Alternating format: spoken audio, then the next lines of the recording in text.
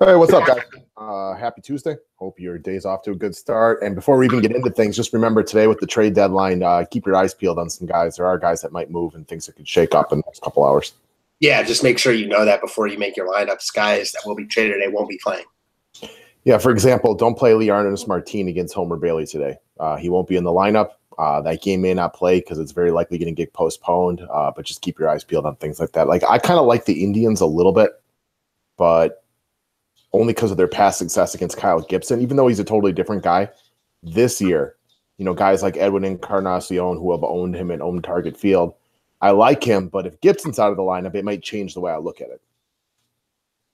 Yeah, for sure. Definitely. I think we just got to wait and see. Yep. So hopefully some people decided to kind of pay attention. I didn't even read the write-up last night, Matt, but I know we talked on video about going James Paxton over Robbie Ray in GPPs. That worked out. Great example of being contrarian. And again, it comes down to the fact that one, like Paxton's just a better pitcher than Robbie Ray this year. And I know I didn't love the pitch count. I didn't really know what it was going to be, but you said it was kind of going to be about 80. And he was dominant last night and just a great way to be different and play the ownership game. Definitely. And then Rangers bats on top of it. I mean, they were so low and they went off. Chirinos combined like 60 points. Big night.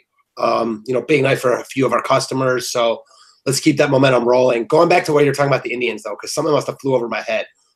Who would you say would have to be out of the lineup for you to be not interested in them?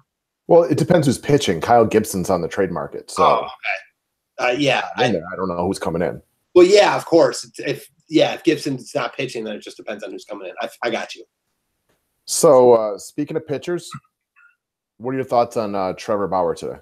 I like Bauer. I think he's the best pitcher on this slate. He's pretty much matchup proof. It's kind of the same thing we talked about with Pittsburgh. Not a great matchup.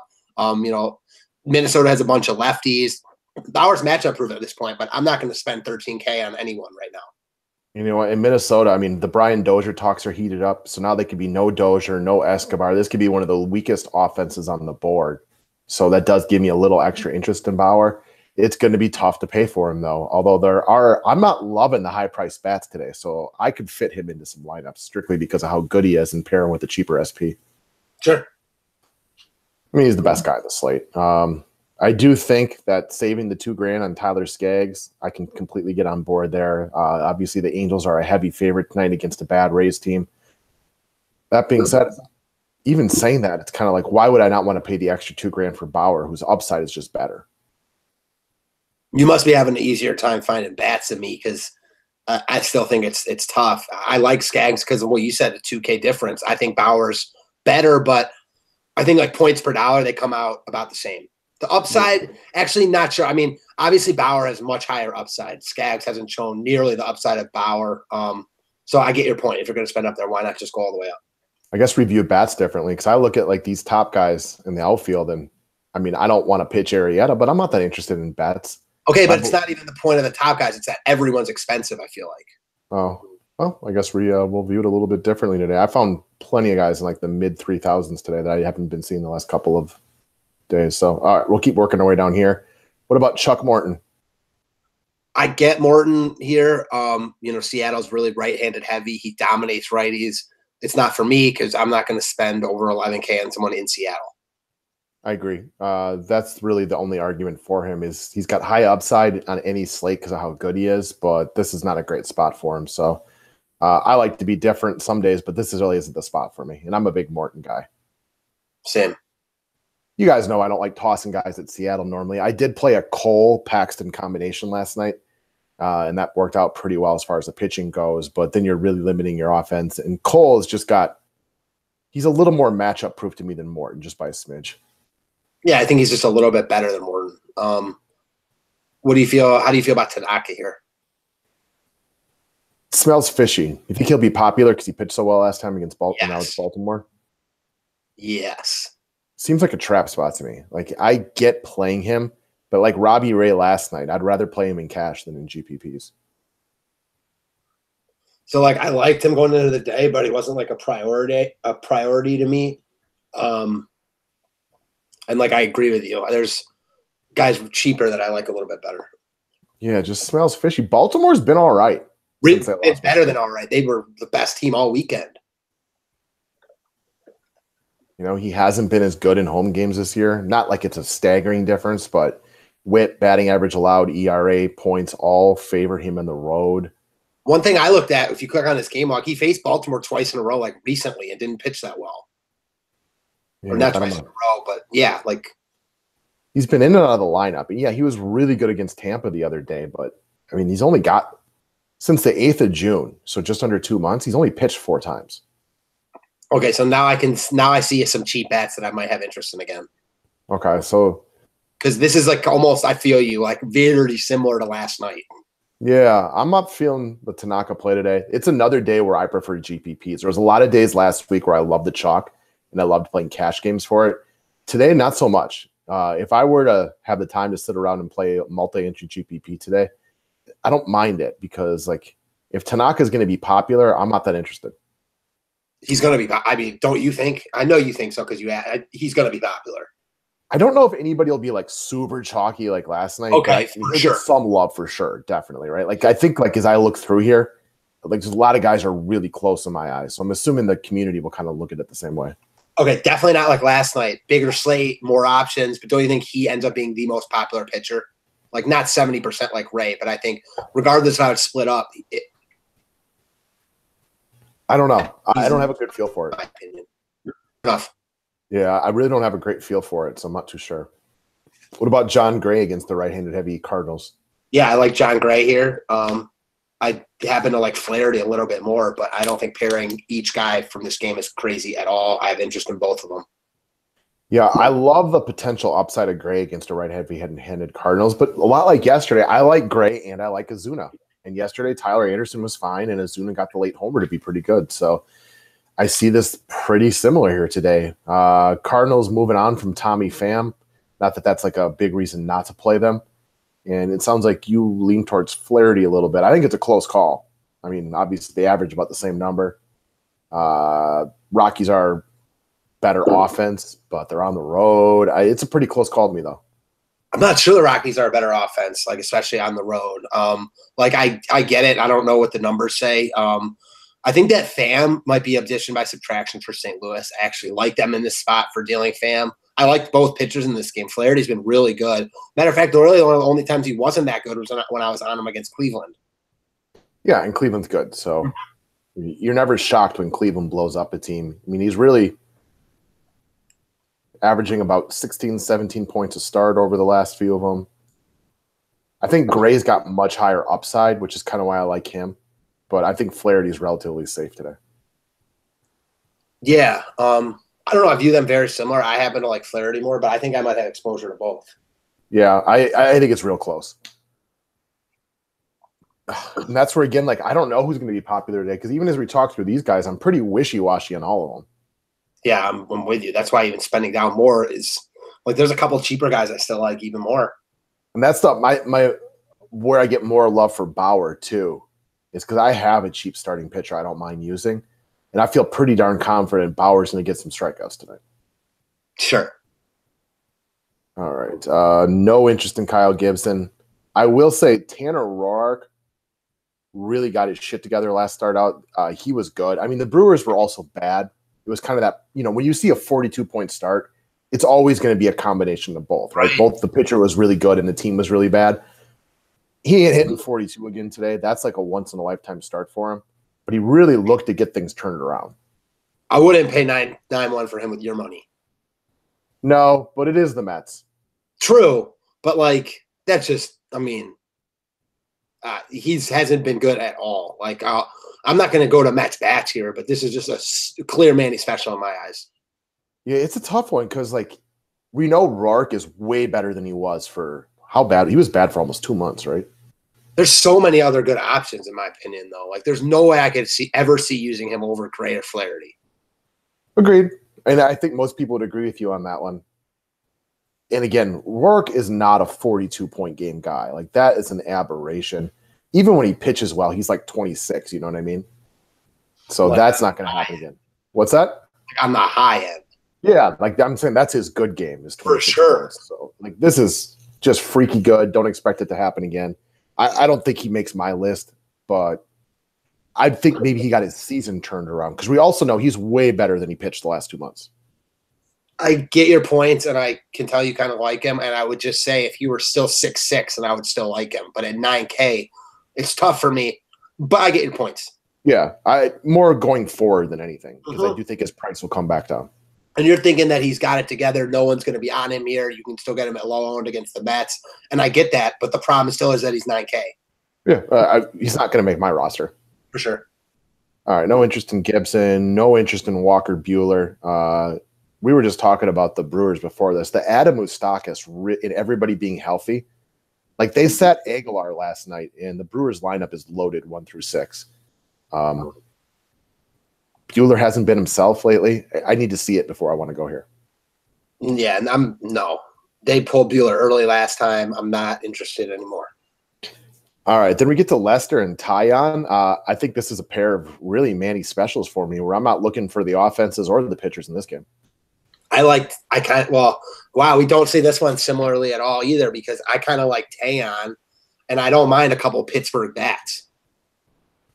Okay. I'll mostly ignore this game for me because what it comes down to with Taillon and Lester is they both can be really good if they're on, and they both can give it up every once in a while. I just don't know what it's going to be like today.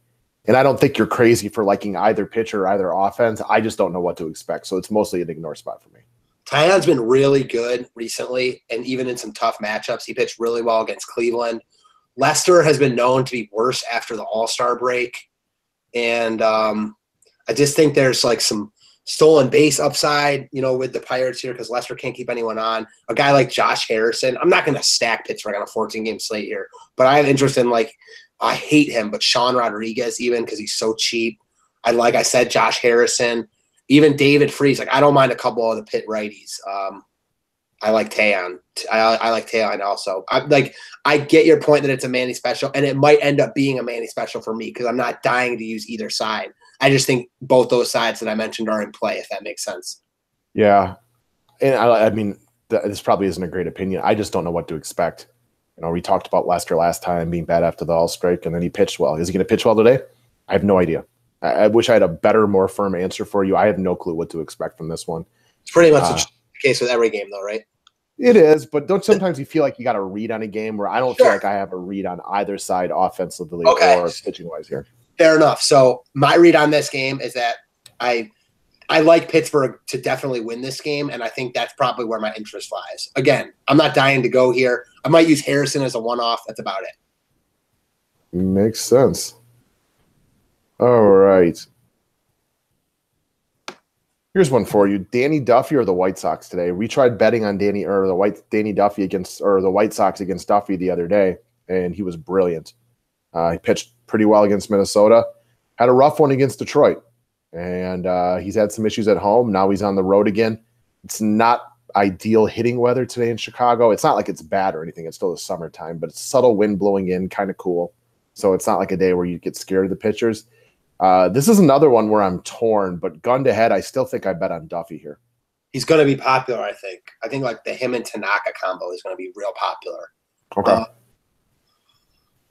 I don't know what to do here. He was the guy I thought you would like. I feel like no matter where I go here, it's going to be the other side. So I might just stay away, if you know what I mean. Yeah, this would be one where you can get me on board on either side. Realistically, the Chicago White Sox are terrible. It's a really bad baseball team. They've gotten to Duffy in the past, but they haven't given us a lot of reason to think they're going to get to him today. Duffy has been a darn fine road pitcher this year. He's also another guy that, I wouldn't be shocked to see him dealt by the end of the day. So kind of keep your eyes peeled on that one. Chicago has a good history against him. They really do. But I lean Chicago bats because it's contrarian, but and the other thing about this spot, which I think I can kind of tell you agree with, it seems to me that one side is going to do really well here, either Duffy or Chicago bats, because both sides are like that. Duffy's really hit or miss, and the White Sox are really hit or miss. Right, and I slightly lean towards Duffy, but if I played Duffy and he gave me -2, I wouldn't be shocked by it at all. No. I kind of like the game stack of pitchers in this one, though. Duffy, Shields. I was thinking that also because I like Shields here, and I was just about to ask what your interest in Shields was. I slightly prefer Mike Leake, but I do kind of like James Shields as well. Shields has been a lot better this year, and Kansas City's awful.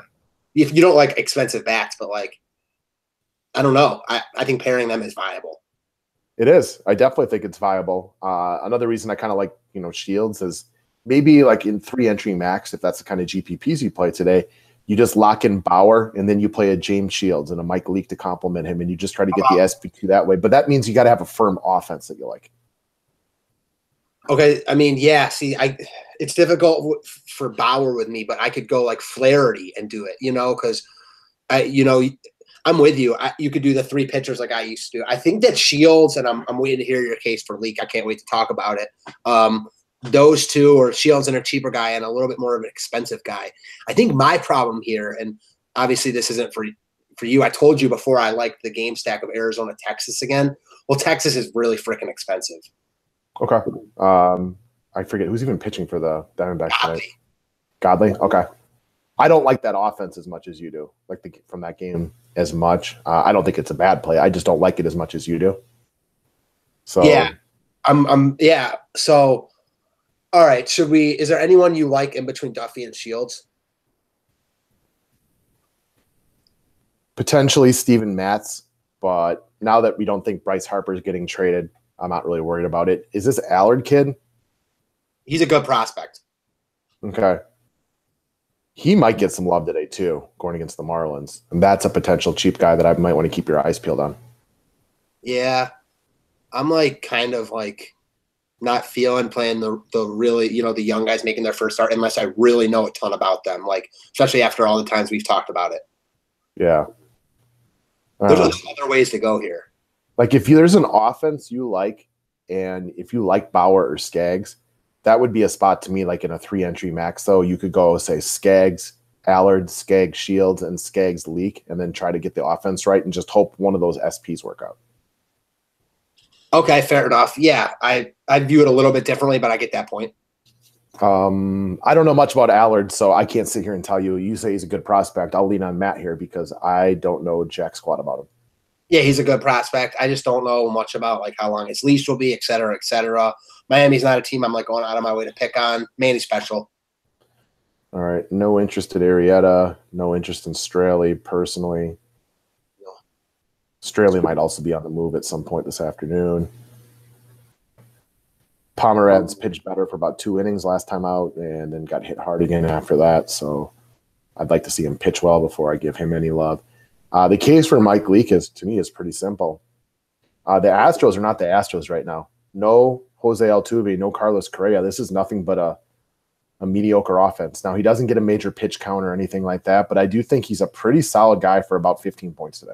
You know what I hate? And I want to hear what you have to say about this. We talk about guys that, we talk about guys all the time that, show up with 20 in their box score and they didn't pitch that well. That's the exact opposite of what happened to Leake against San Francisco.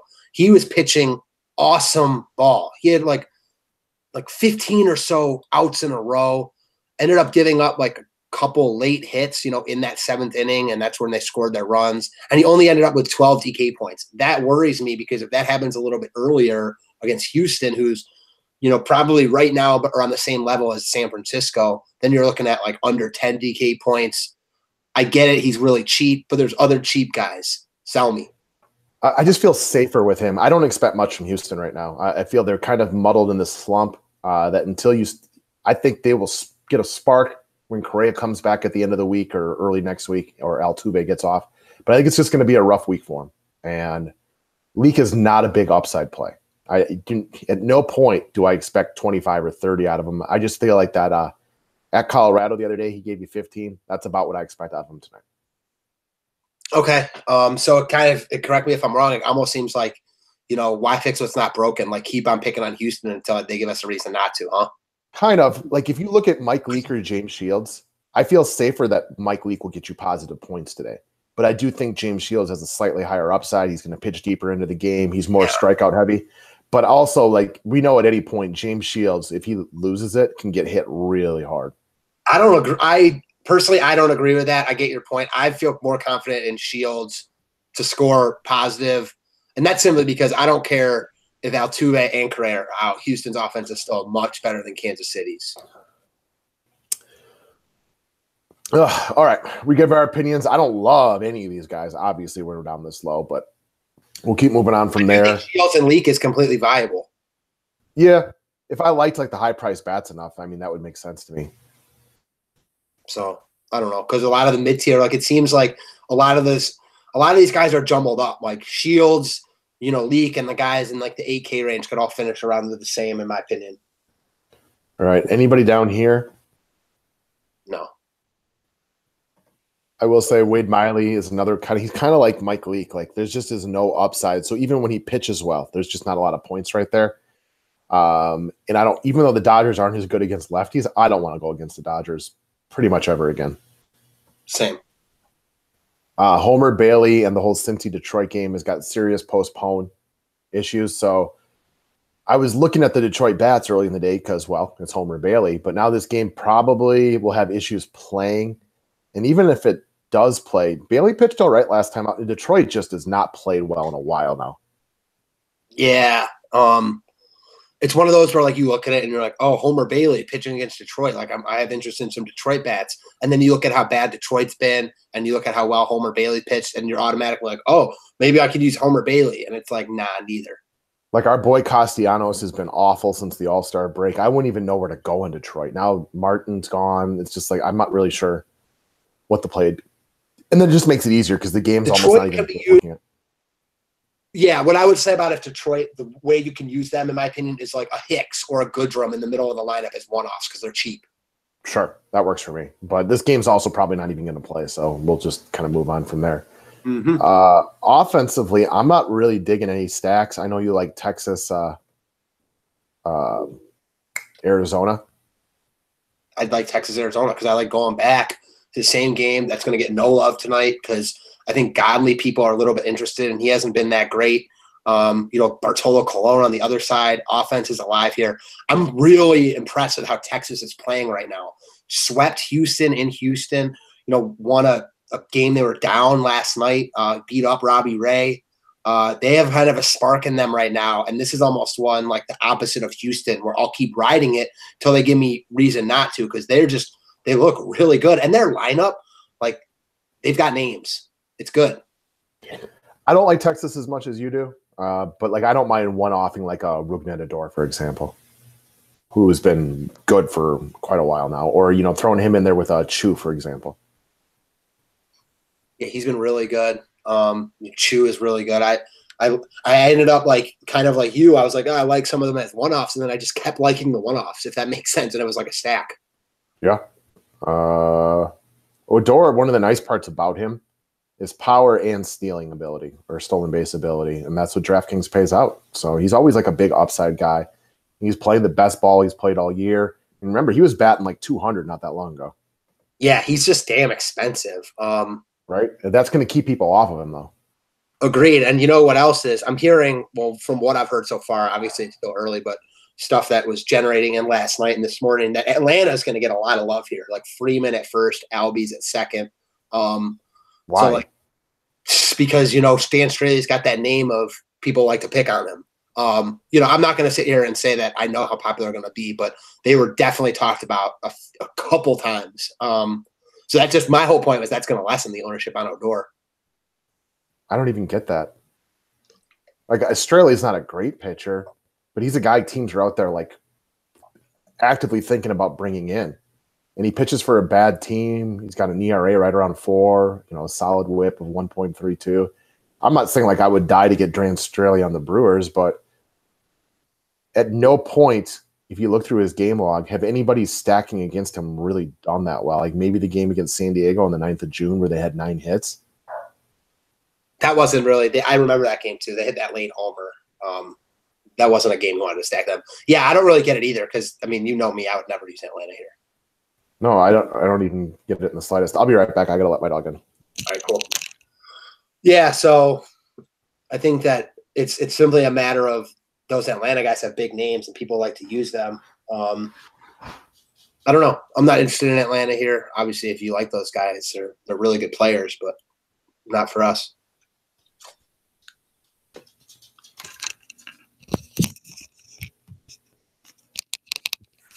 All right, I'm back. All righty. Should we hop in at a catcher? Sure. I want to look real quickly at the Because that's confusing to me. I would never even thought of stacking Atlanta today. I didn't even like think too much of it. You know what I mean? And it just stuck out to me that it was mentioned a couple times. He's pitched against Atlanta a couple times. He's done a pretty good job against them. I mean, nothing special.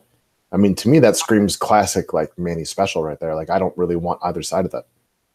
Same. Interesting. Okay. I don't remember. Like, the Braves haven't been a team that I've stacked really at all. So no, the Braves are like, remember how good they were? They've fallen off like a lot. Yeah, and they're always really freaking expensive. And like, right. I don't like spending $5K on a guy like Markakis or Inciarte. It's just not for me. Nope. All right. So as far as catchers go, you probably have some interest in Chirinos then? Yeah. The one guy, which the only thing that scares me off Shields a little bit is freaking Salvador Perez is on fire right now. So I do think that he's your top option, regardless of what you do with Shields, because he's just on fire. I didn't even notice, probably because he plays for Kansas City. But yeah, he is. He's so expensive, though. Yeah, he's so expensive. It's like, weird how catcher is really pricey today. Catcher's really pricey. So I think that Arcia guy who you brought up on Public, is obviously a look here. At 3.6, a little bit pricier than I'd want to spend here. He's got the highest career OPS of any player in baseball history. Sign him up for the Hall of Fame right now. Huh?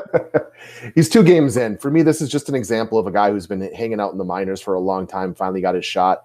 He's taken advantage of it. At some point, this will definitely stop. I just kind of like riding the hot hand right here. So on the other side of this game, a better hitter than him is a guy that Tampa Bay just got from Arizona, and that's Michael Perez, who will probably be in the 5 hole. He's only 2.8. So I know the matchup isn't good, but he looked good to me in this tomorrow. If I don't go to Chirinos, I'd like to spend down here. So I think under 3K is viable. Sure, that works. I mean, I don't really want to pick on Skaggs, but he's 2,800. That's what you want. 2,800, good minor league hitter, right-handed. Listen, I'd rather use RC on the same matchup, but I think that 800 matters and is the difference between that might be huge, but we don't know who it's going to be really. Definitely.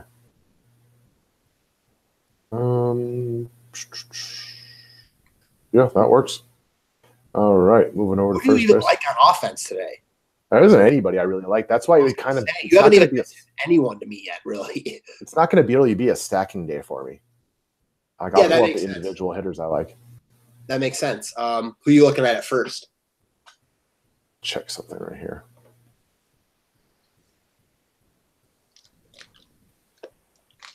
Kind of like Rizzo. Kind of like Rizzo a lot.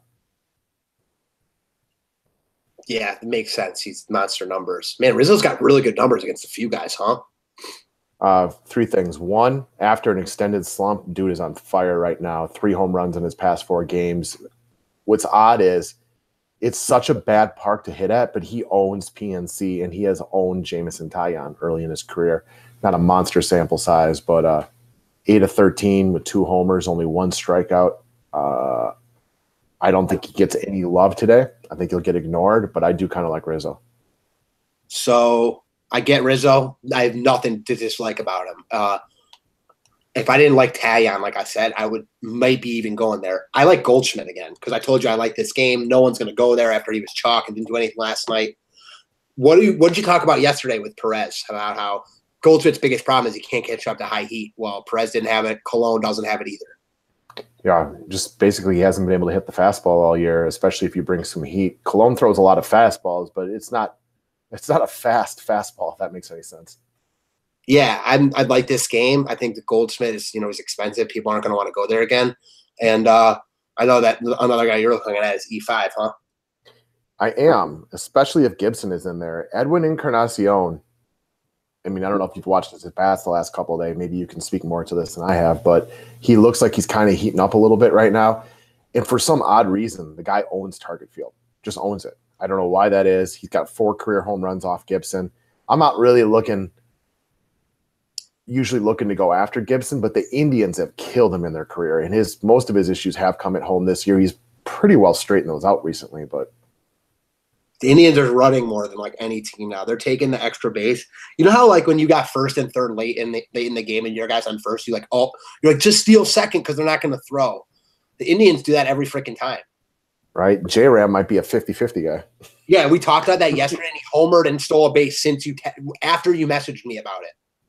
Yeah, he's good. He's a very, very good player. He might be the leading candidate for AL MVP right now. I think. Go ahead. I say the biggest problem J-Ram has is he's got Lindor as a teammate, but then JD's got the same thing with Mookie. And I feel like you got to pull one of those guys as MVP, but they all pull from one another. So that's why Trout still holds the upper hand, because he's the best player and he doesn't have because it's really a 5-man race, in my opinion, between those 5 guys. And I think that when all is said and done, Trout will probably win it unless one of these other guys just really, start to play. I don't know how they can do it because they're all so good. Yeah, and then Trout plays for a bad team, which hurts him. I don't know either. So first base is a spot I am kind of looking to spend up today. I like those 2 guys we talked about. I don't like Goldschmidt as much as you do, but I like your points on Goldschmidt getting no love today after he disappointed everybody last night. Yeah, I figured that you could appreciate that point because we talk about that often. He was like 40% on last night. He'll be under 10 today. And then the other side is Guzman I'm looking at. I don't know. Maybe I'm too ambitious about it, but I feel how you feel about how there's not really spots to, that are locks on offense. So why not go with your gut? And I feel like this game and that Texas-Arizona series is going to provide a lot of offense. You like Aguilar here? He had gone through a slump post All-Star break, but I watched a lot of his at-bats. It's not like he was swinging and missing a lot. There was a lot of high fly balls to center field where he was just missing. Got the day off yesterday for the most part, came in, pinch hit with an RBI single late to kind of help pad the lead for Milwaukee. And now you go back to a guy who was one of the best hitters in baseball in the first half. Now he's down to 4,200. And Walker Buehler just hasn't been Walker Buehler at all the last couple of starts. So I do think the Brewers, I don't mind a mini Brewers stack, maybe a Aguilar, Thames, or something like that, because you can play Thames in the outfield and then, maybe one other guy to go along with it. I like the price dip that he gives you today. Thames looks good to me right now. I get your Aguilar point, but Thames is the guy I want from Milwaukee. I like 2 one-offs from this game. I like Thames and Machado. Yeah, I can get on board with Machado too. He's had good numbers off Wade Miley. Homered in the 9th last night.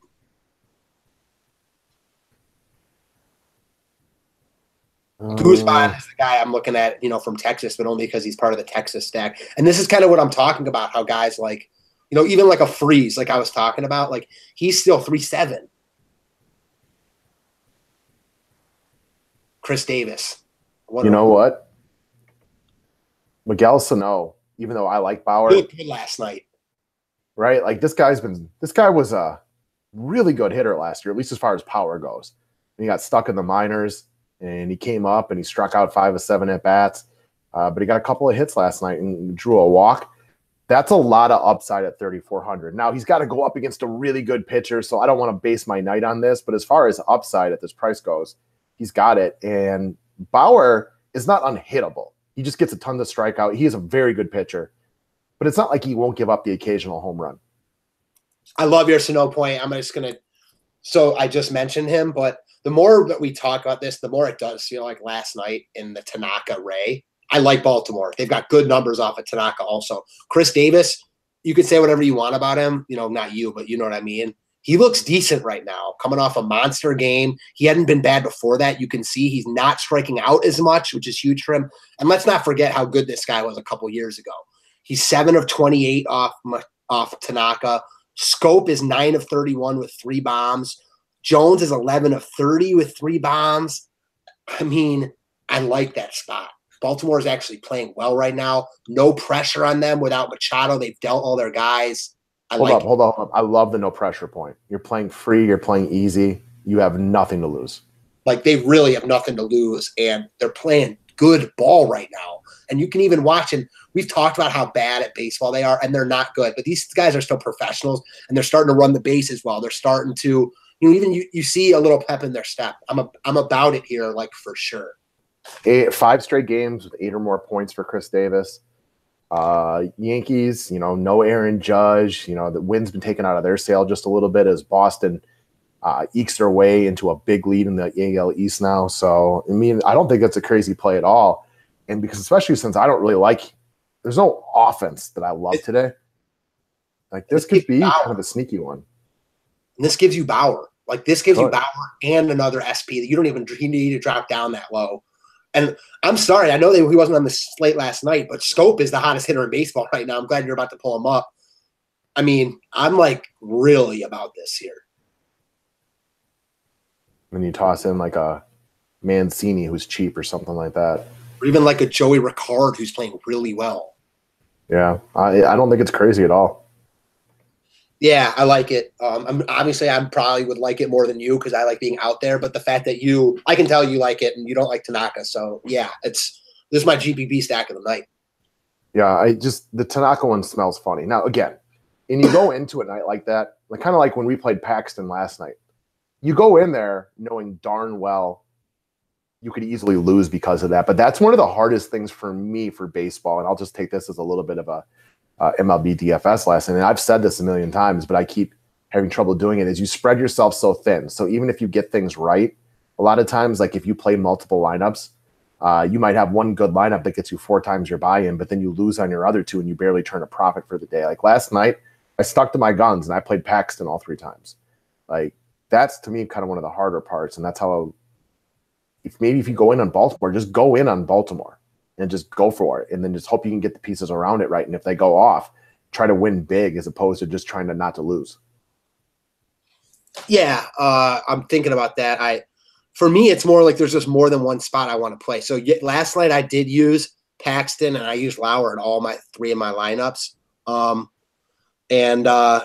think you just got to play it slate by slate. I know what you mean, though, when you are scared to, play a guy in all 3, which you don't want to play everyone and have 100% exposure to everyone. But when you're scared to play them, that's, scared money don't make money.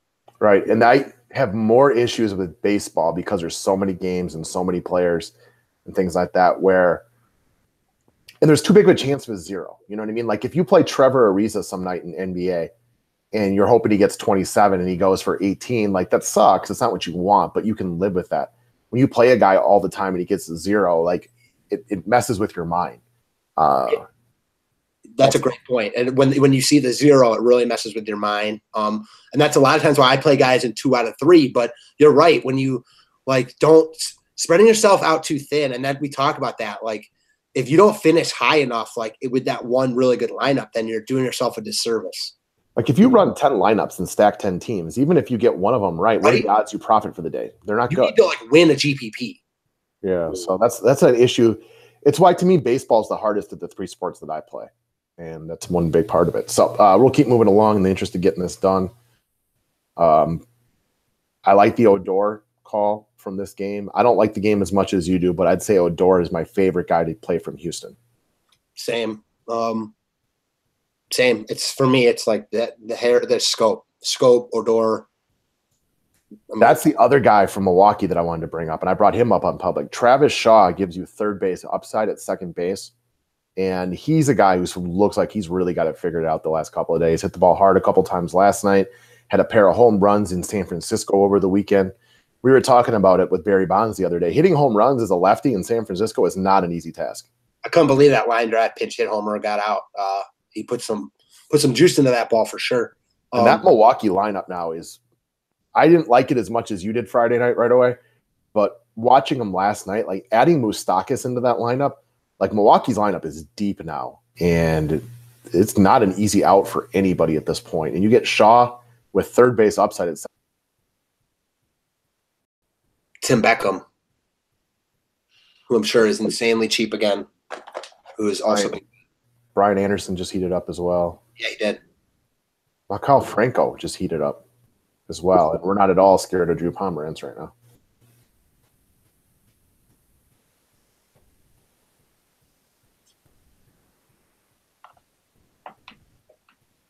Sano and Beckham. Yep, there you go. Beckham's their leadoff hitter, and I think if you click on the game log, he's been good recently. Yeah. You remember how good he was when he first got over to Baltimore last year? Yeah, I mean, this guy, look who he's still priced under Jung Ho Kang, who hasn't played in like a year and a half. Right. I will say, if that game plays, I do like Suarez a lot as a one-off. Against Boyd, sure. Suarez he's just a good baseball player, and he is so good against lefties. He is so good against lefties. He's like almost in that Arenado territory. Not quite, but almost. Well, yeah. I mean, maybe if he played in Coors, maybe he would be. Maybe, but that's a big F. Maybe. All right, shortstop Lindor in that potential Indian stack. Otherwise, I kind of like your Machado call. He's got good numbers off Miley. He's a good baseball player. Yeah, I like Machado here. I'll do what I can to get him.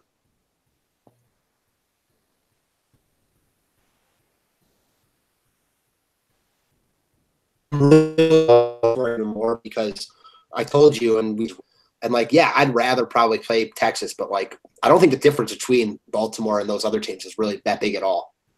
No, I agree.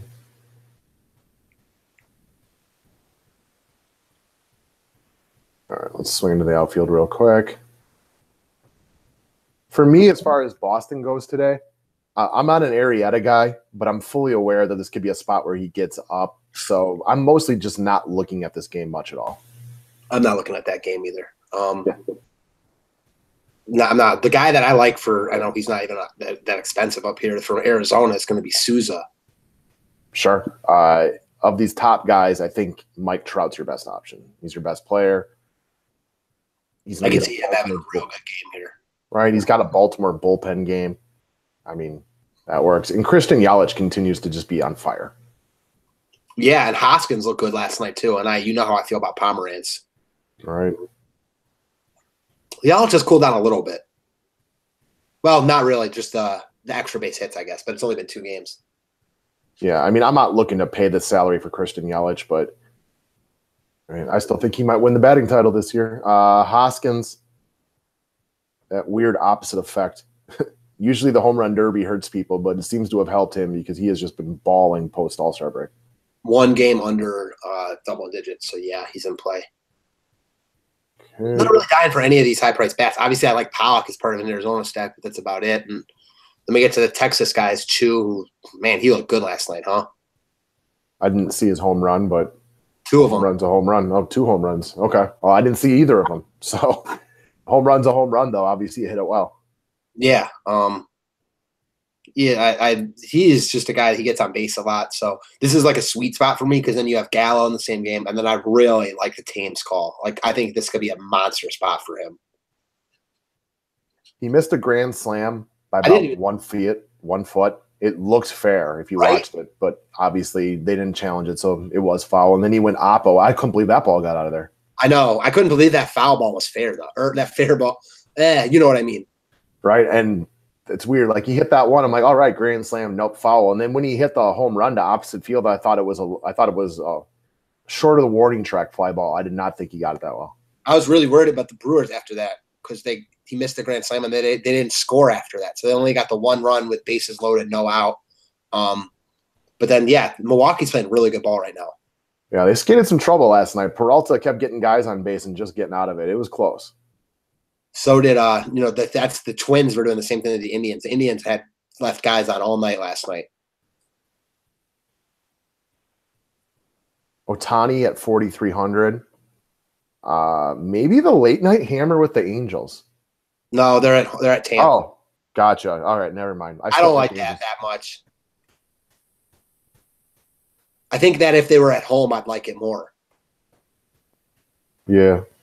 I'm not dying for it, but Cole Calhoun playing offense these days, it's been a big help to them. You know, we talked about him earlier this year. He had been so terrible. But now he's more like the Calhoun we know. Still not dying to go here or anything like that. I was going to say Matt Kemp. Sure, definitely. He's slowed down a lot, but Kemp against lefties, insert the narrative there. Mm-hmm. And then Souza. A bunch of different ways to go. I probably won't spend up at outfielders because then you haven't even got to the Baltimore guys that obviously I like in Jones and Trumbo, et cetera, et cetera. Yeah, definitely. That's what I like. See, that's in baseball. That's why I like stacking and like besides all the reasons we talk about. But for me, also it gives me clarity because, like you just mentioned before, in creating lineups, like there's so many guys and so many games, like and so many decent plays that like I find like I like Baltimore. Like you said, I will ride Baltimore and then I'll pick pieces around it, and that's it. Ozuna 3,500 homers in 3 straight, 4 of 7 career off Gray. Like, I'm not dying to go there, but that's cap relief more than anything. You know, he's better than 3,500. Yeah, I mean, look who he's priced around. That's clear. I mean, yeah, and then we got to him, the Baltimore guys. Yeah. etc.